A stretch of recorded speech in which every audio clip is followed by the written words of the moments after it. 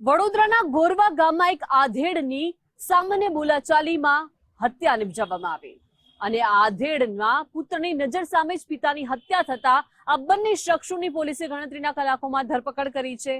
બંને શખ્સોને કડકમાં કડક સજા ફટકારવામાં આવે તેવું મૃતકના સ્વજનોએ માંગ કરી છે।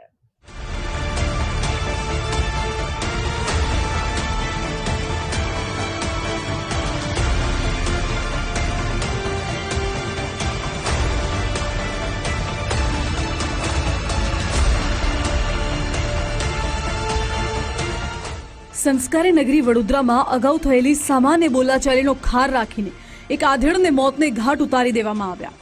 બે માથાભારે શખ્સો સંદીપ વાઘેલા અને સોહિલ રાણા મૃતક અબ્દુલ ઘાંચીને લાંબા સમયથી ઓળખતા હતા।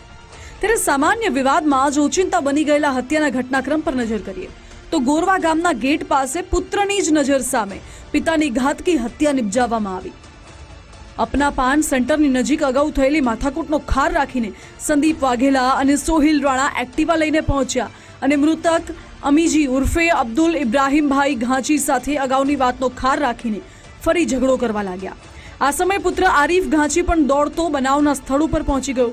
મૃતકના પુત્રે દૂરથી જોયું તો સંદીપ વાઘેલાએ લાકડાના સપાટાના 2 થી 3 ફટકા મૃતક અમીજી ઉર્ફે અબ્દુલ ઘાંચીને માથાના ભાગે માર્યા, જેથી બેહોશ થઈને મૃતક અબ્દુલ ઘાંચી સ્થળ પર જ ફસડાઈ પડ્યા હતા। મોઢામાંથી ફીણ આવવા લાગતા પુત્રે છાતીના ભાગે પમ્પિંગ કર્યું, બચાવવાનો પ્રયાસ કર્યો, પરંતુ તેના મિત્ર સિરાજની ગાડીમાં પિતાને નાખીને ગોત્રી હોસ્પિટલ લઈ જવામાં આવ્યા।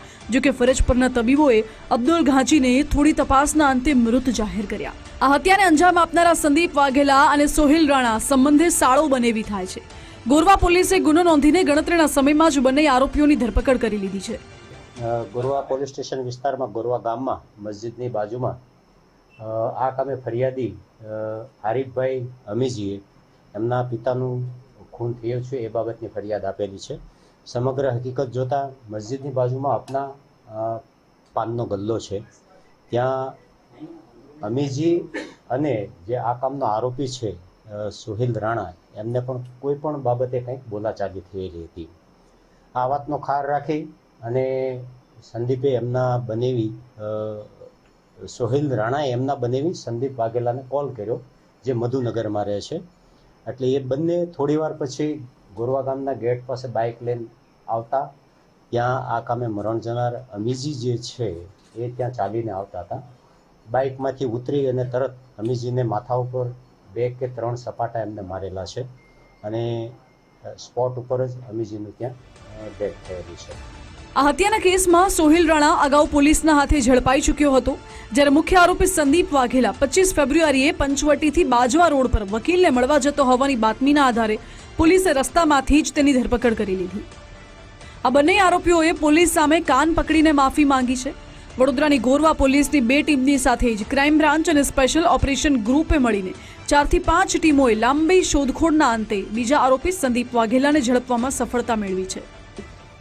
ગોરવા પોલીસ સ્ટેશનની લોકલ 2 ટીમ, ઝોન 1ની એલસીબીની 1 ટીમ, ડીસીબીની 1 ટીમ, એમ 4 થી 5 ટીમો આ જે બીજા આરોપી છે એમની પાછળ લાગેલી છે। બીજો આરોપી જ્યાં પણ ગયો હશે, એમને કોઈ પણ જગ્યાએ એમને પનાહ લીધી હશે અથવા એમને કોઈ સપોર્ટ કર્યો હશે તો એમના વિરુદ્ધ પણ અમે એક્શન લઈશું।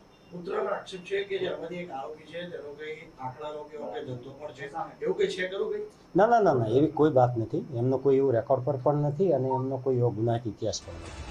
પુત્રની નજર સામે થયેલી પિતાની હત્યાએ વડોદરા પોલીસનો નાઇટ પેટ્રોલિંગના મસમોટા દાવા પર સવાલ ઉભા કર્યા છે। આ કેસમાં ઝડપાયેલા બંને આરોપીઓની સાથે જ હત્યામાં ઉપયોગમાં લેવાયેલા હથિયાર અને અહીંયા સંયોગિક પુરાવા મેળવવા પોલીસે તજવીજ હાથ ધરી છે। તો સામાન્ય બોલાચાલીના વિવાદમાં જ પિતાની હત્યા કરનાર બંને ગુનેગારો સામે સજ્જડ પુરાવા મેળવીને પોલીસ આકરી સજા અપાવે તેવી મૃતકના પુત્ર આરીફ ઘાંચીએ માંગણી કરી છે। વિડીયો જર્નલિસ્ટ ડીકેશ સોલંકી સાથે અલ્પેશ સુથાર, ગુજરાત ફર્સ્ટ, વડોદરા।